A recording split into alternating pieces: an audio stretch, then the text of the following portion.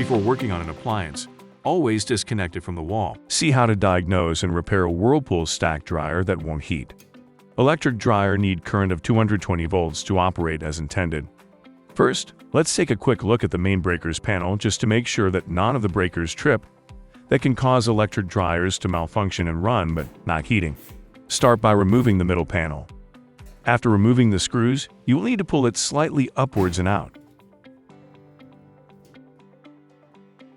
Then remove the inner panel in order to access the interior.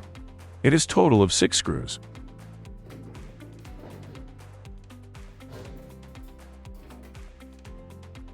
Remove the 4 screws that are holding the control panel. Then remove the control panel by pulling it slightly downwards and out, and disconnect the door switch wire harness.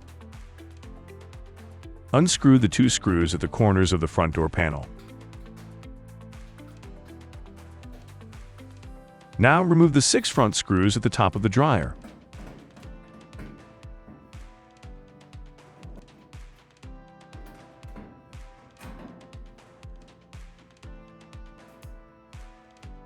Remove the front door panel by slightly lifting up and towards you. Remove the access panel at the back of the dryer in order to release the belt. Removing the belt is very easy. Simply force the pulley handle away from the motor and release the belt.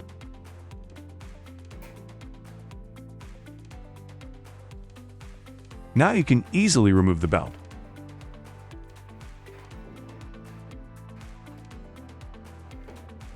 Before removing the drum, you will need to remove the drum holder located at the top of the dryer.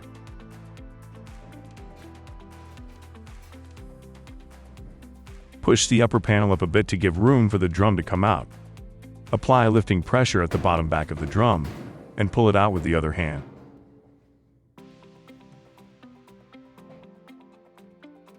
Using a multimeter, check the heating element and the 2 safety thermostats for continuity.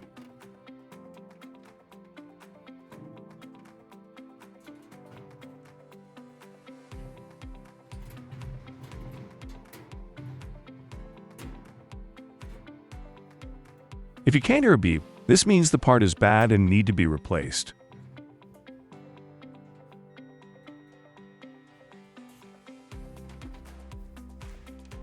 To replace the heating element, first remove all the wires from the terminals. It is a good idea to take a photo of the connections with your phone. There are a total of 4 screws holding the heating element.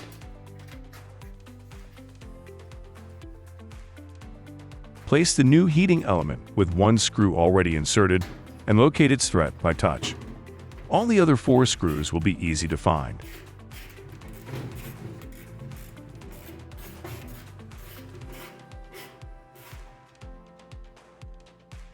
Reconnect all the wires. Place the drum in a way that its shaft can fit inside the back bearing and get a full spin to make sure it is spinning freely.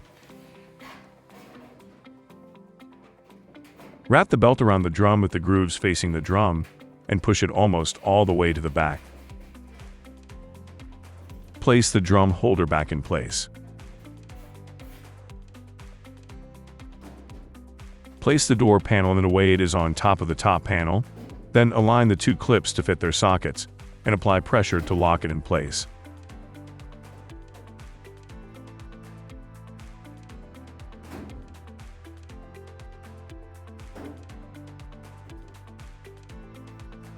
Secure the door panel with the 2 screws at the bottom corners.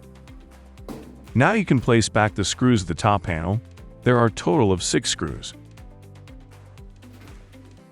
Before placing back the control panel, connect the door switch wire harness. Place back the control panel by inserting the holding teeth into their sockets and push inside. Place back the control panel screws. There are a total of 4 screws.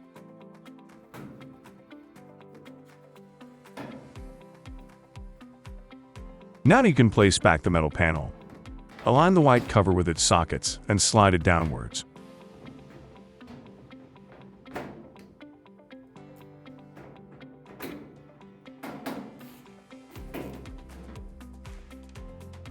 To place the belt back to the motor, Simply pull the pulley handle away from the motor, then fit the belt on the motor shaft.